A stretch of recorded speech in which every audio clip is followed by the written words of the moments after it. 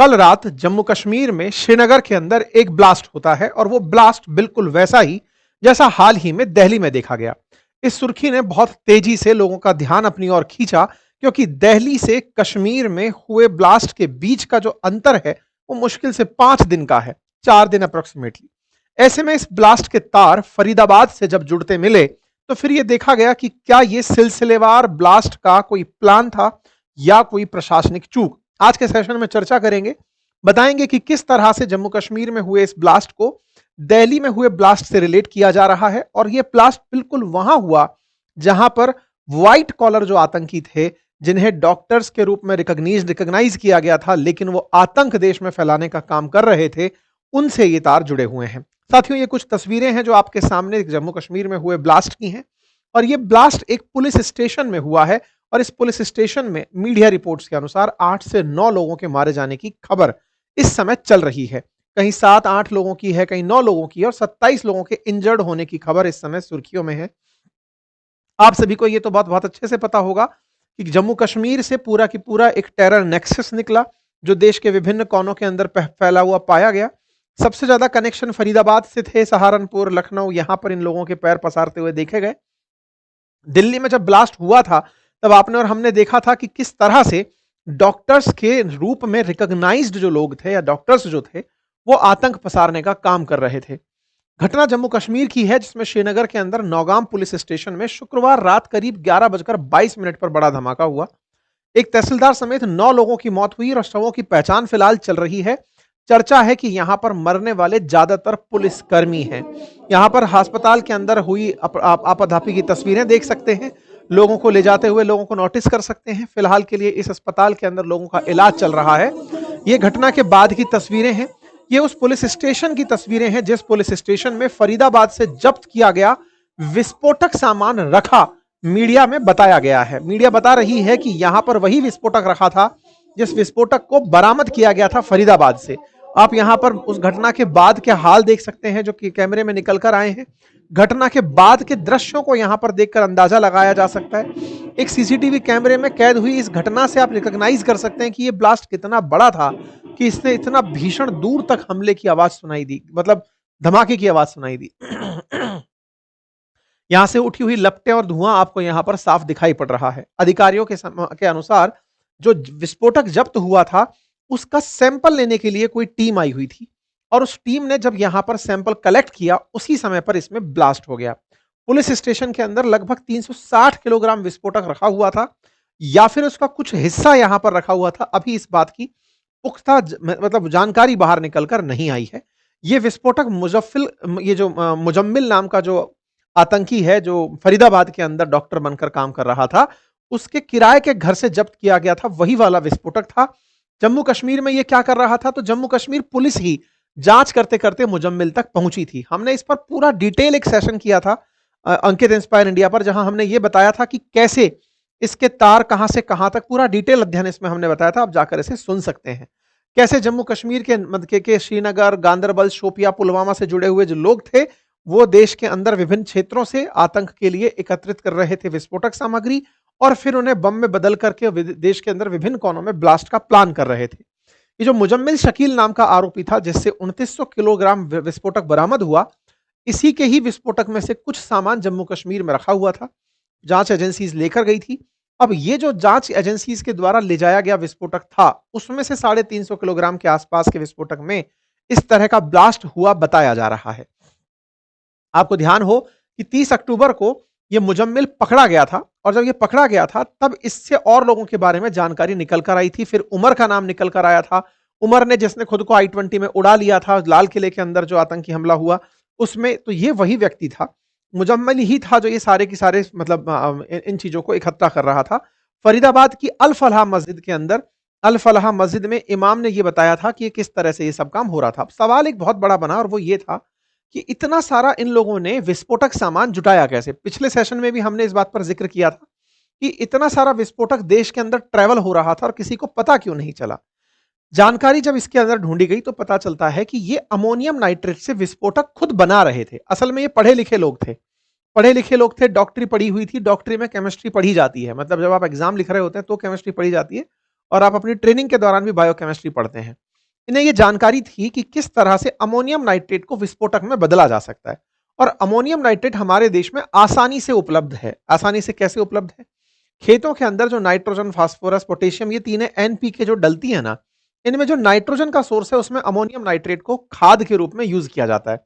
अगर आप किसानों को देखें तो वो जो किसान खेत के अंदर खाद छिड़कता है नाइट्रोजन की कमी पर, वो अमोनियम नाइट्रेट की खाद होती है। तो इन्होंने जो अमोनियम नाइट्रेट है ना, इसको परिवर्तित किया था विस्फोटक में, लेकिन विस्फोटक बाजार में विस्फोटक नहीं मिल रहा होता है।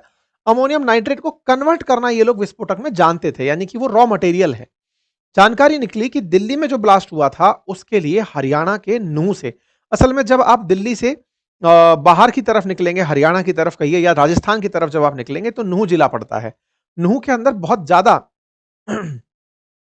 इस तरह की गतिविधियों को ऑब्जर्व किया गया है। बहुत पहले भी यहां पर सांप्रदायिक दंगे हुए हैं और ये बहुत ज्यादा सेंसिटिव एरिया है। दिल्ली के बिल्कुल सटा हुआ एरिया है, हरियाणा का जिला है। अब ऐसे में इस क्षेत्र को मेवात क्षेत्र के नाम से जाना जाता है। इस नूह जिले से इस व्यक्ति के द्वारा अमोनियम नाइट्रेट जुटाया गया था और अमोनियम नाइट्रेट जुटाया गया दिनेश सांगला नाम के एक व्यक्ति से। दिनेश सांगला के घर पर जब छापा पड़ा, पुलिस जब पहुंची, तब पता चला कि उसने बिना कोई आईडी लिए इनको अमोनियम नाइट्रेट दे दिया था। हालांकि उसके पास भी लाइसेंस नहीं था, दिनेश सांगला के पास भी अमोनियम नाइट्रेट बेचने का, लेकिन बताया जाता है कि वो एक बड़ा डिस्ट्रीब्यूटर था अमोनियम नाइट्रेट का। और वो किसानों को जिस तरह से, एक्चुअली क्या है कि किसानों को अमोनियम नाइट्रेट की जरूरत तो होती ही है, लेकिन जो इंडस्ट्रियल पर्पज से भी अमोनियम नाइट्रेट को यूज में लिया जाता है। अब अमोनियम नाइट्रेट का उपयोग होता हुआ देख करके, मतलब कि भाई ठीक है, इनके पास से जैसे हुआ ना कि भाई इसके पास खाद नहीं मिल रहा है तो वहां से ले लो, उस तरह से उसने इन लोगों को अमोनियम नाइट्रेट उपलब्ध करा दिया। यही अल फलाह जो था यूनिवर्सिटी, इसमें मुजम्मिल ने इस अमोनियम नाइट्रेट को प्राप्त किया था। अमोनियम नाइट्रेट से विस्फोटक बनाया गया और ये विस्फोटक बनाने के साथ साथ ऐसे ही फिरोजपुर झिरका भी एक जिला है हरियाणा का, वहां से भी किसी दुकान से इन लोगों ने अमोनियम नाइट्रेट कबाड़ा था। अमोनियम नाइट्रेट को निकाल करके ये लोग लेकर गए और चूंकि इनकी कोई एंट्री नहीं थी, ये तो मुजम्मिल को जब ठोका पीटा गया तब उसने बताया कि उसने कहां से एकत्रित किया, अदरवाइज पता ही नहीं चलता। मुजम्मिल की निशानदेही पर तो उमर ने खुद को उड़ा लिया था। तो मुजम्मिल के बताए निशानदेही पर ही इन जगहों पर जाकर के अमोनियम नाइट्रेट विक्रेताओं की पकड़ धकड़ हुई। अब अमोनियम नाइट्रेट के बारे में आप लोग भी थोड़ा सा जान लीजिए, क्योंकि किसान भाइयों के द्वारा इसे अपने खेतों में उर्वरक के रूप में उपयोग में लिया जाता है।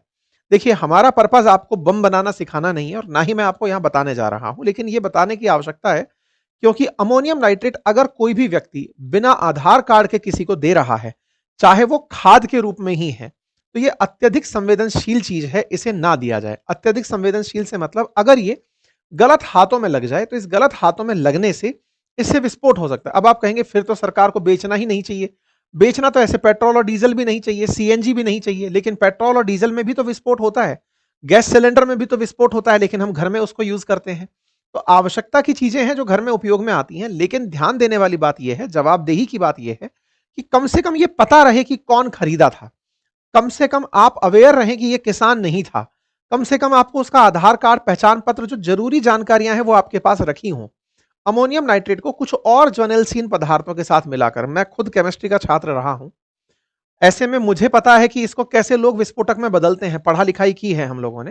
लेकिन मैं फिलहाल जानकारी के रूप में बता रहा हूं कि इसे अन्य किसी ज्वलनशील पदार्थ के साथ मिलाकर विस्फोटक में यूज किया जाता है। लेकिन इसको विस्फोटक में यूज करते समय सरकार परमिट करती है। कहां परमिट करती है? बहुत बार आपने देखा होगा, बहुत सी बड़ी बिल्डिंग्स को ध्वस्त करना होता है तो उसमें अमोनियम नाइट्रेट से बना हुआ ही विस्फोटक यूज होता है। ऐसे ही जो पहाड़ों की माइंस हैं, उन माइंस को ब्लास्ट करने के लिए अमोनियम नाइट्रेट को यूज किया जाता है। टनल्स जो बनानी होती हैं, उसमें कोई बड़ा पत्थर फंस गया, उसको ब्लास्ट करने में अमोनियम नाइट्रेट से बने हुए ज्वलनशील पदार्थ का उपयोग किया जाता है। कुल जमा अर्थ यह है कि अमोनियम नाइट्रेट के लिए आप लोग संवेदनशील ऐसे रहें, सभी किसान भाई भी और परिवारजन भी जिनसे जो जानकारी रखते हैं अपने जानकारों को बताएं कि इसे बिना किसी भी एंट्री के किसी को उपलब्ध ना कराया जाए।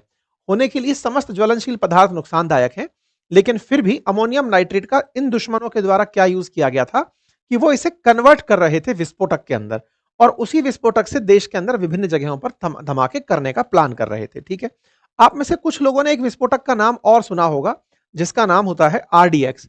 आरडीएक्स एक और ज्यादा खतरनाक विस्फोटक माना जाता है जो कि अमोनियम नाइट्रेट से खतरनाक है। अमोनियम नाइट्रेट के केस में प्लस पार्ट यह है कि इस अमोनियम नाइट्रेट को लोग ट्रैक नहीं करते, ये मानते हैं कि किसान के लिए जा रहा होगा, लेकिन दुनिया के कई बड़े एक्सप्लोजन्स जैसे बेरूत एक्सप्लोजन है और दुनिया में और भी बहुत सारे एक्सप्लोजन्स ऐसे हैं जिनकी पूरी लिस्ट है जो अमोनियम नाइट्रेट से हुई है। इवन 1985 में दिल्ली में हुए सीलियर ब्लास्ट के अंदर भी अमोनियम नाइट्रेट यूज हुआ था। पुणे के सीरियल ब्लास्ट में भी इसका यूज हुआ था और हैदराबाद ब्लास्ट में भी इसका यूज हुआ था। और अभी जो श्रीनगर में ब्लास्ट हुआ है उसमें भी इसका ही यूज हुआ है। लेकिन कहा जाता है कि इस विस्फोटक का यूज होते समय डेटोनेटर की जरूरत होती है। बिना डेटोनेट किए, बिना इग्नाइट किए ये चल नहीं सकता। आरडीएक्स खुद से अगर आप फोड़ दोगे तो फट जाता है, मतलब उसके अंदर खुद की पावर इतनी बनती है। लेकिन ये डेटोनेशन के बिना नहीं हो सकता। इसीलिए बड़े सवाल ये बन रहे हैं कि श्रीनगर के अंदर अमोनियम नाइट्रेट अगर था और फॉरेंसिक टीम उसे जांचने पहुंची थी, तो क्या किसी ने उसे डेटोनेट कर दिया? मीडिया रिपोर्ट्स में एक बात और चल रही है कि इसे ट्रिगर करने के लिए एक आतंकी ग्रुप ने जिम्मेदारी ली है। हालांकि इस तरह की फेक खबरें भी सोशल मीडिया पर चलती हैं, लेकिन क्या वाकई में ऐसा था? तो जांच एजेंसीज निश्चित ही इसकी जांच करेंगी। क्योंकि अगर विस्फोटक रखा है और ये पता है कि अमोनियम नाइट्रेट का विस्फोटक है, तो पहले तो उसको इतना कम संवेदनशील तरीके से क्यों रखा हुआ था कि जांच एजेंसी जब जांच के लिए सैंपल कलेक्ट कर रही हैं उस समय पर ही हादसा हुआ? या फिर उस बीच में ही कोई ऐसा हादसा हुआ कि किसी ने उनको डेटोनेट करने का जुगाड़ लगाया और उसने इंतजार किया कि जब जांच एजेंसीज यहां होंगी तभी इसको मैं बटन दबाऊंगा और तभी सबको खत्म करूंगा। ये सब निश्चित ही जांच का विषय है और इसी कारण से बड़े स्तर पर जांच अधिकारी बैठ करके अब इसकी जांच कर रहे हैं। जम्मू कश्मीर के अंदर विभिन्न क्षेत्रों में फिर से रेड पड़ना शुरू हो गई है। देश में एक बहुत बड़े हमले की प्लानिंग थी। ये जो जम्मू कश्मीर पुलिस स्टेशन में हुआ, ये किसी भी कॉमन एरिया में हो सकता था। इससे अब आप अंदाजा लगा सकते हैं कि कितना सारा विस्फोटक एक जगह एकत्रित करके रखा गया था। फिलहाल के लिए इतना ही। बाकी सतर्क रहें, देश के अंदर एक दूसरे के साथ सामंजस्य बनाकर चलें। देश की शांति के लिए एकजुट रहकर रहना आवश्यक है। फिलहाल के लिए इतना ही। और हाँ साथियों, कल रविवार है। पिछले रविवार को हमने, क्योंकि आप हमारे इन वीडियोस को जब देखते हैं तब अब आप हमसे लाइव चर्चा नहीं कर पाते, तो ऐसे में कल रविवार के दिन अंकित इंस्पायर्स इंडिया पर रात 9:30 बजे आपके साथ रविवार वार्ता रखी गई है। ये लाइव है। लाइव का अर्थ है कि आपके जो कमेंट्स होंगे उनका मैं जवाब दूंगा। आप जिस भी प्रकार का ऑब्जर्वेशन करके आए, आप बैठिएगा, आप और हम बैठ करके वहां पर चर्चा करेंगे। ठीक है? ये वार्ता रात 9:30 बजे होगी। आप वहां पर प्रेजेंट हो सकते हैं। फिलहाल के लिए इतना ही। बाकी हमारी पुस्तकें उपलब्ध हैं फ्लिपकार्ट पर, यूट्यूब स्टोर पर, वेबसाइट पर, हमारे ऐप पर। आप उन्हें एक्सेस कर सकते हैं। बहुत बहुत धन्यवाद।